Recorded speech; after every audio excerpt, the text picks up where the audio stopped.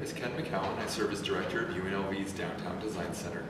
I work in architecture and landscape architecture and work on creating sustainable environments through urban design.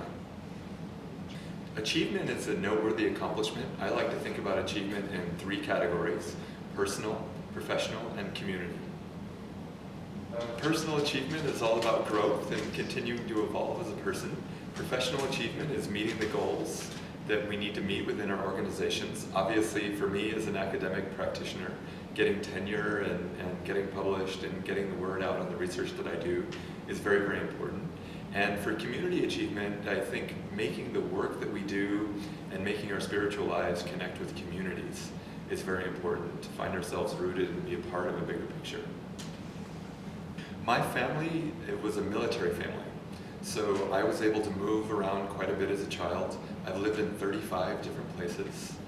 And being in a military family and growing up on military bases, I always was growing up in environments with many different people, many different races, lots of diversity.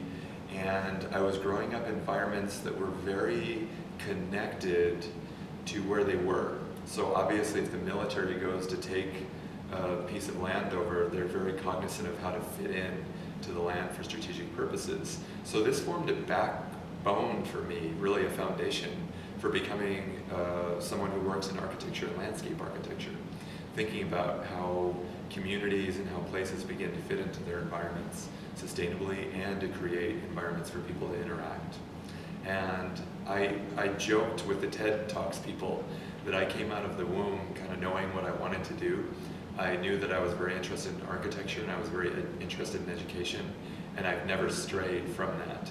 So I'm probably a pretty boring person to talk about different kind of career moves that I've made, but I've enjoyed very much the meaningful professional work that I do. It ties into my spirit and my being by being able to design communities for people and to connect education and the growth of students and individuals. Growing up at West Point, the United States Military Academy, the achievement was really to try to get to go to West Point. And that was not something that was particularly exciting or interesting to me.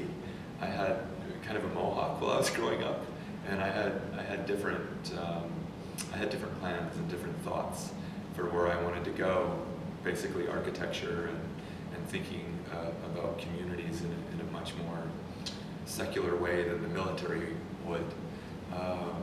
So achievement was really kind of prescribed where I grew up in that military environment, and trying to set my own goals was a difficult thing.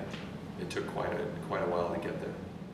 It's always interesting when you ask how did we come to be a certain way, and sometimes we're like fish that can't see the water. But I think where the community aspect comes for me was growing up in the military, and inside a military family, and specifically growing up at West Point, because West Point was all about how everybody made the environment around them. Everybody was a participant in making the places, making the spaces, activities, the programs that we did were all community-based. And when I got out into the civilian world, when I went to college in Illinois, it was quite a shock for me. I almost felt like a foreigner in the United States because there wasn't a strong sense of community. But it was very clear from my upbringing that places and people were successful if they were surrounded by an enriching and a nurturing environment. And people typically are not successful when they're not surrounded by a really great environment. One of the tools that we use is Maslow's hierarchy of needs.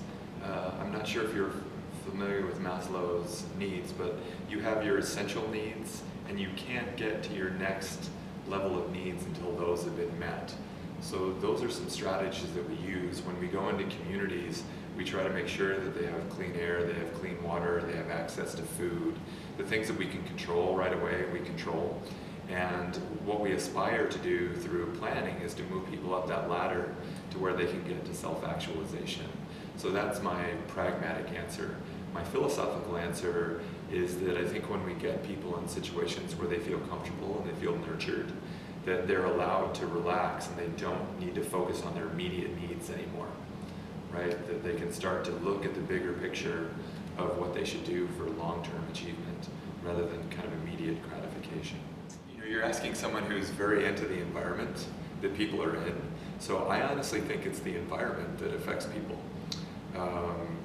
That they're not fundamentally short-sighted, but when you construct an environment around them where they're constantly getting bombarded with advertisements, they're constantly getting information through their phones, and there's never a moment to step back, and if you're not disciplined, there's never a moment to step back and think about what the longer-term picture is for you, where you're wanting to go over time, and how nurturing that kind of achievement can be, when it's so easy to just get little mini moments that are bombarding you. I can go over to Starbucks and get a coffee right across the street, right? I can play a game and win something or get a text from a friend or from my wife, and I could fill up a whole day with just these little mini moments that would make me feel like, you know, something's okay.